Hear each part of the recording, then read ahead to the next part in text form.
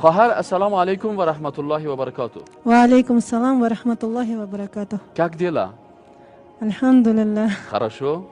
хорошо. شما از کجا هستین؟ من خودم از روسیه هستم. از روسیه هستین؟ بله. عجب نیست. تو از روسیه چرا این قسم لباس پوشیدی؟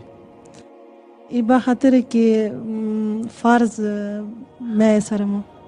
به خاطر عقیده است؟ به خاطر که دست. به خاطر عقیده. یعنی شما حجاب وقت شروع کردین که چی گفتین؟ فرض است به هر زن فرض است که بپوشه. فرض است زن خوش باشه وقتی که حجاب می پوشه. برای چی توفه آورده بدین؟ توفه؟ امو روزی که شما شامی که خانه من میمان شدین من زیاد فکر کردم چی بیارم به شما باز اتروی غذا پخته کردم که پیامبر صلی الله علیه و سلم خودش در خانه خود پخته کرده بود. ای بود خرما. خرما امرای قیماق. امرای قیماق؟ بله. شما این غذا را از کجا خواندین؟ در حدیث.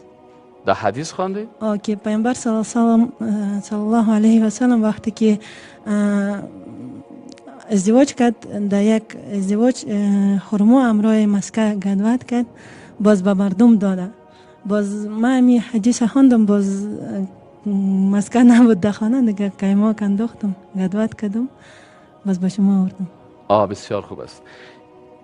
یعنی خواهرای عزیزم، آیا این عظمت اسلام نیست که یک خانم در روسیه حدیث رسول الله را میخوانه، از حدیث رسول الله صلی الله علیه و سلم غذای تهیه میکنه به یکی از دعوتگرای اسلام؟ خواهر نامتان؟ بیبی عایشه. بیبی عایشه، چرا مسلمان شدین؟ امروز مردم میگن که بسیار کسای از افغانستان یا از کشورهای اسلامی میرن و اسلام ترک میکنن. شما در روسیه چی کمبود داشتین؟ خانه کمبود داشتین؟ زندگی؟ جای؟ چرا مسلمان شدین؟ به خاطر که потому что в исламе есть закон для жизни, для каждого человека. Закон для женщины, закон для жены, для мужа. اسلام یک دین مکمل است که در تمام اقشار جامعه قانون از به زن، به مرد، به اولاد، بالخصوص به مادر و پدر. یگانه دلیل ابتداییش همین بوده که من اسلام قبول کردم. یعنی نقطه که من میخوایم بفهمم که دقیقاً علت مسلمان شدن شما چیست؟ چرا مسلمان شدید؟ Когда в Библии мы читаем, в первую очередь, когда открываем, если мы считаем себя настоящими христианами и открываем первую книгу Евангелия от Матфея, то в первой же главе говорится то, что Иисус, сам Иисус Христос, пришел не для христиан, которые себя считают там русские и другие люди, а именно только для иудеев. Если мы посмотрим в первой главе, 28 или 27 стих, говорится то, что это был тот, кто был неспослан только для спасения своего народа. میگه اولین چیزی که ما کتاب انجیل آواز میکنیم کتاب عهد جدید، یعنی کتاب انجیل عهد عتیقش کتاب تورات و دیگه کتاب است. وقتی که ما میگه انجیل عهد جدید آواز میکنیم، در اونجا میبینیم در کتاب متی باب اول آیت 28 یا نشانی 28 که در اونجا میگه حضرت عیسی میگه ما صرف به قوم بنی اسرائیل آمدیم نه به کل جهان. این کتاب انجیل که است، یک کتاب است مخصوصا به قوم کو قوم عبارت از قوم بنی اسرائیل است. و قرآن که است یگانه چیزی که در او وادار کرد به طرف اسلام آمدن که قرآن میگه این کتاب جهانی است، بر تمام اقوام است. یک بلند صدا نمیکنین الله اکبر؟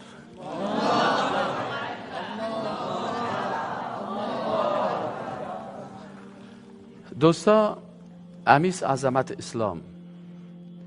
اگرچه دشمن اسلام تخریب میکنن که در اسلام حقوق زن نیست و این خواهر به خاطر ازی که در اسلام حقوق زن بیشتر است، علم، دانش، تحصیل بر زن زیادتر در قرآن امر شده است، از این خاطر کتاب خدا ترک کرده، دین خدا ترک کرده، به دین مقدس اسلام مشرف میشه. دلیل دیگه که خواهر میگه و این است که وقتی قرآن باز میکنیم در قرآن میگه الحمدلله رب العالمین، او ربی که مسلمان ها به او باور دارن رب العالمین است. رب اروپایی، رب امریکایی، رب آسیایی، رب افریقایی، رب سیاه‌پوست، رب سفیدپوست، رب زن، رب المرد، رب العالمین. وقتی میگه که بسم الله الرحمن الرحیم، این خالق رحمان سر همه مهربان است، چی مرد است چی زن، چی دختر است چی پسر. این است عظمت اسلام.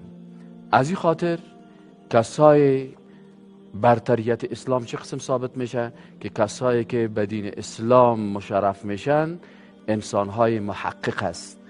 زن است دانشمند، زن است چون خدیجه، خانم است مثل بیبی عایشه، خانم است مثل بیبی زینب، خانم است مثل بیبی فاطمه. زن است دانشمند، 2 کتاب مطالعه کرده، از آزادی که اسلام برش داده استفاده کرده، اگرچه در خانه غیر مسلمان پیدا شده، اما امروز با صداقت و راستی کلمه ای نمیخوانه که لا اله الا الله محمد رسول الله.